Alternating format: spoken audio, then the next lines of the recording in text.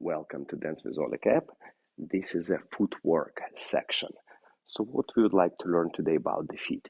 So number one for you, of course, to learn that our feet should always be in natural turnout position. So we would never want to be parallel or turn in.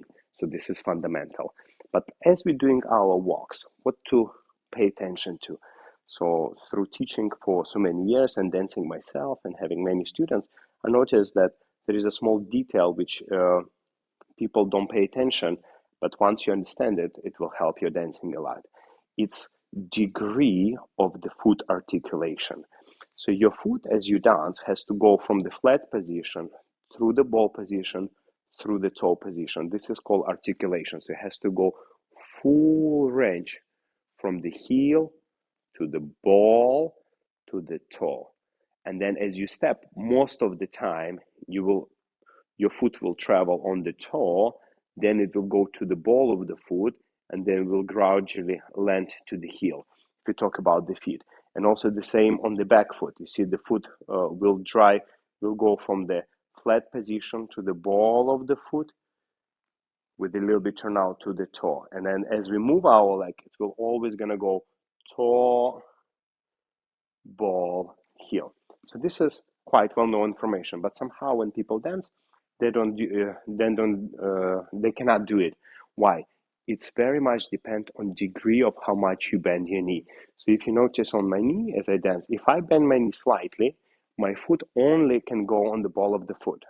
So then when you take your step, the step is very small and the foot doesn't have this full articulation range. So it's number one for us is important to understand the knee action. So very much knee, as we use our knee, we have to release our hip, a little bit settling.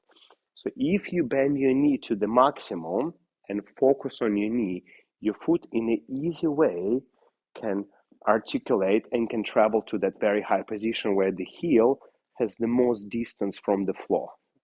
Not this way, this is short distance, most distance through the floor. So if you focus on maximum knee bending, which is we call 90 degree if you have this, never this, maximum knee bending.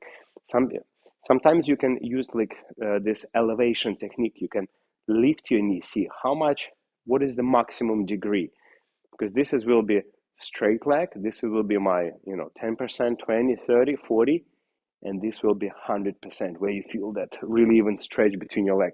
And in this case, your foot gets on very high position. And when you get to here, as you focus on the knee straightening, your foot almost automatically, of course you need to have a little control, will get to the ball heel.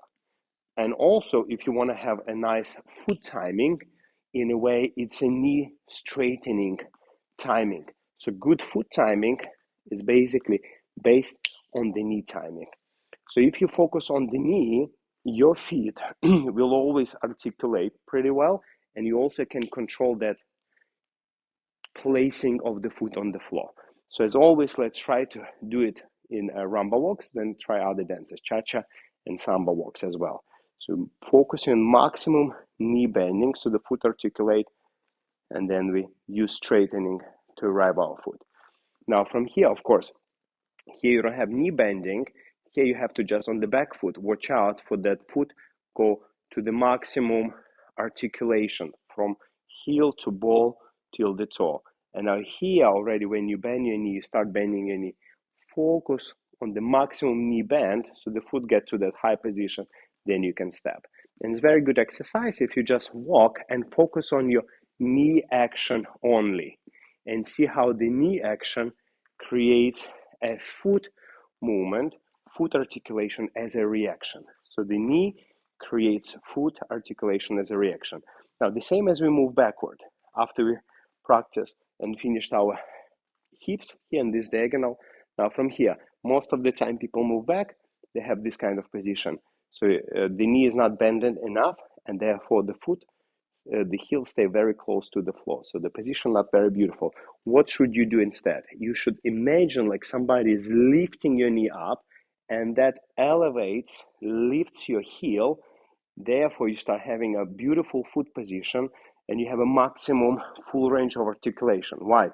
Because once you did the split weight and you transfer your weight, your foot went from flat to the ball to the toe because of that knee maximum bend. And then from here, you can take it back, straight the leg, gradually land. And again, focusing on the maximum knee bending will help our foot to be constantly articulated. And remember the rules, that wherever you move your foot, ideally it travels on the very high toe position and then lands toe ball heel.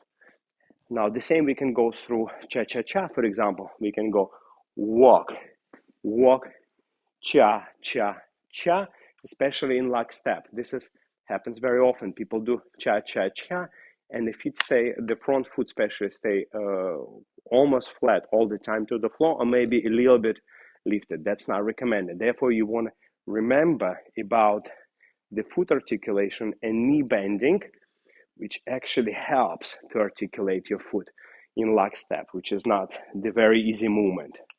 So full foot articulation through the knee usage.